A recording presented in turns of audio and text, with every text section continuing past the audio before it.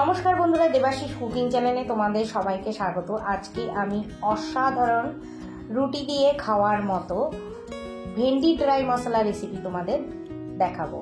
প্রথমে ভেন্ডিগুলা ধুয়ে একটুখানি মুছে ভালো করে পাতলা পাতলা করে কেটে একটা পাত্রে নিয়ে নিলাম।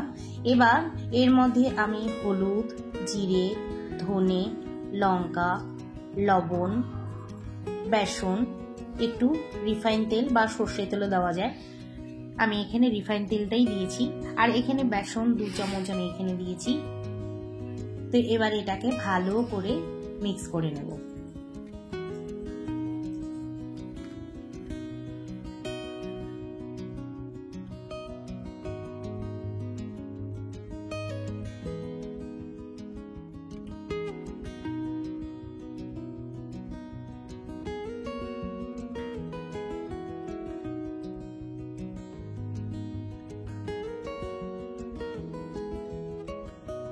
প্যানের মধ্যে তেল দিয়ে দিলাম। এবার মশলা মাখা ভেন্ডি আমি এর মধ্যে দিয়ে ভালো করে গ্যাসটা কমিয়ে দিয়ে ঘন ঘন এটাকে নাড়তে থাকবো।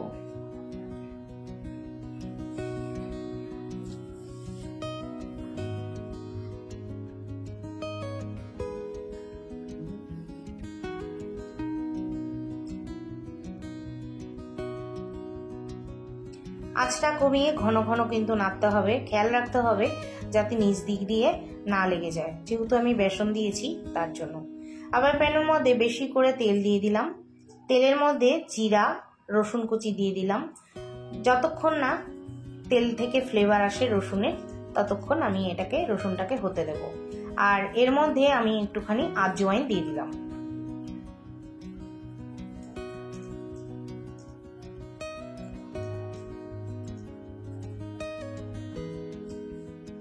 একটু ব্রাউন কালার হয়ে গেছে রসুনটা, আর তেল থেকে কিন্তু ভালো একটা ফ্লেভার আসছে। এবার আমি 2টো পেঁয়াজ বড় বড় করে স্লাইস করে নিয়েছি, এবার এর মধ্যে আমি দিয়ে দিলাম।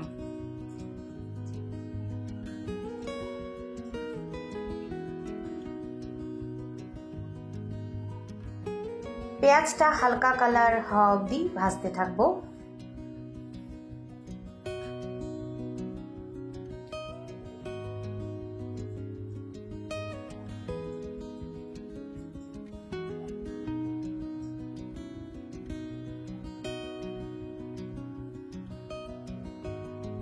এবার আমার পেঁয়াজের কালার কিন্তু চেঞ্জ হয়ে গেছে, ভাজাও হয়ে গেছে।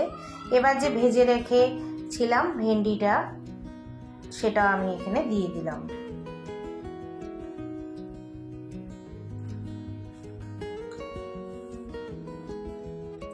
এর মধ্যে কিন্তু 1 ফোঁটাও জল দেওয়া যাবে না।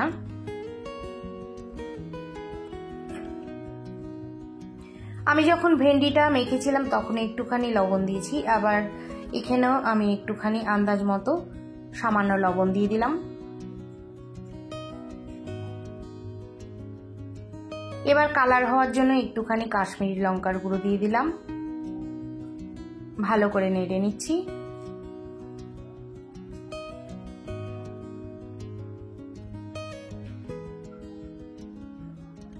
এবার এর মধ্যে আমি আমচুর পাউডার দিয়ে দিলাম। আমচুর পাউডার বদলে কিন্তু লেবুর রসও দেওয়া যায়।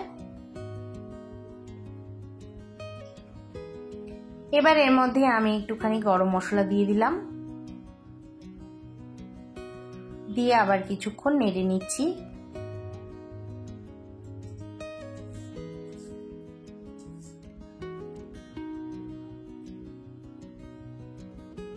এবার একদম সামান্য একটুখানি আমি চিনি দিয়ে দিলাম।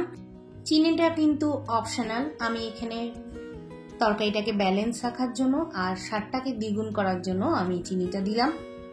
এবার আমার রেসিপিটা হয়ে গেছে, আমি একটা পাত্রে নামিয়ে নিচ্ছি। আশা করি রেসিপিটা তোমাদের ভালো লেগেছে। যদি ভালো লেগে থাকে রোজকারের মতো কমেন্ট করতে ভুলো না, একটা লাইক করে দিও, আর সাবস্ক্রাইব করার অনুরোধ রইল। যারা পুরনো বন্ধুরা আমার চ্যানেলটাকে সবসময় দেখে, আগের থেকেই আমাকে সাবস্ক্রাইব করে রেখেছে, তাদের অসংখ্য অসংখ্য ধন্যবাদ জানাই। নতুন বন্ধুদের বলছি, যারা আমার রেসিপিগুলো দেখো এখনো সাবস্ক্রাইব করোনি, তাদের কাছে সাবস্ক্রাইব করার অনুরোধ রইল। সাবস্ক্রাইব করে আমার পাশে থেকো। ততক্ষণে তোমরা ভালো থাকো, সুস্থ থাকো, বাই।